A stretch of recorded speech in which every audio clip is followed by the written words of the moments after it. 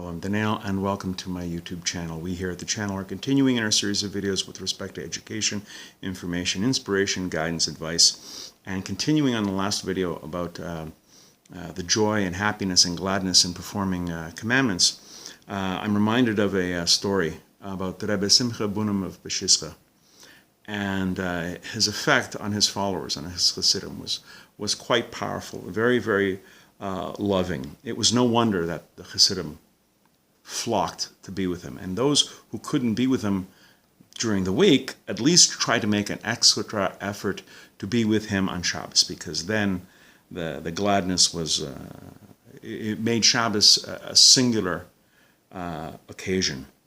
Well, there was one particular chassid, a follower of Rebbe Simcha Bunim.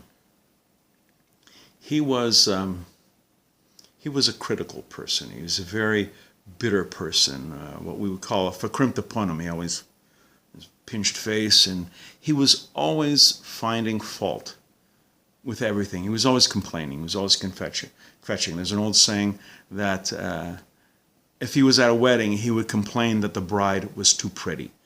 It's the kind of guy. I'm sure we've all met people like that. And once, this chassid was setting out lots of time to get to Shabbos to Peshischa. Well, it was not to be.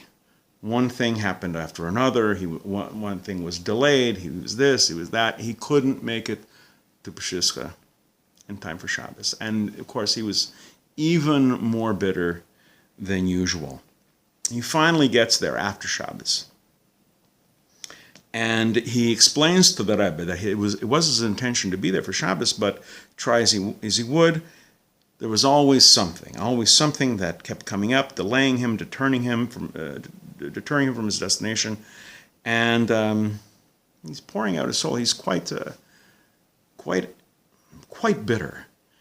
And the Rebbe, Simcha Bunim, is listening to the chassid recounting his tales of woe.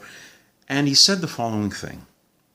He says, Shabbos is a very kind and gracious host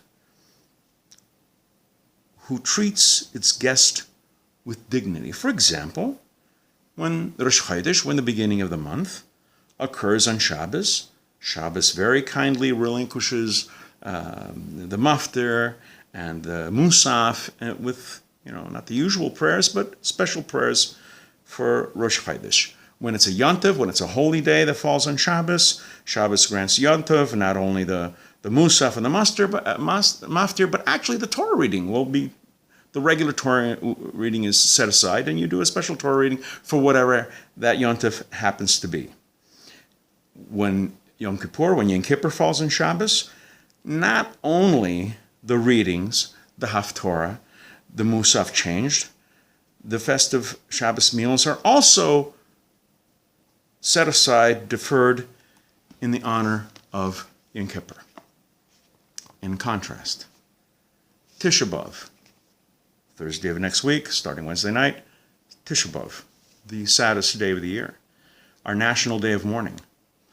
When, it doesn't happen this year, but when Tisha B'Av falls on Shabbos, with its foreboding and accompanying sadness and depression, a different attitude reigns. It's as if Shabbos were to say, no, you cannot come today. This is a time of joy, and you bring sadness and depression. You must come at another time. And Rabbi Simcha Bunim continues to the bitter gentleman. It's quite possible that you did not make it for Shabbos because Shabbos didn't want any part of you at my table. You are bitter. You are disgruntled. The antithesis of Shabbos, unhappiness and dejection, and those who spawn it, you, are not welcome guests until the joy that radiates throughout Shabbos is over. When you change your attitude towards life and people, you may receive an invitation from Shabbos.